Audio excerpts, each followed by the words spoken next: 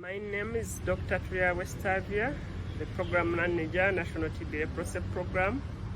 We have been attending a 5-day training on evidence-based informed policy making.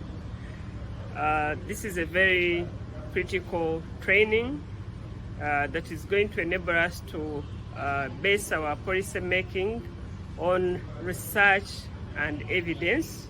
So we've learned how to gather the evidence, synthesize it, and make use of it to inform the policy.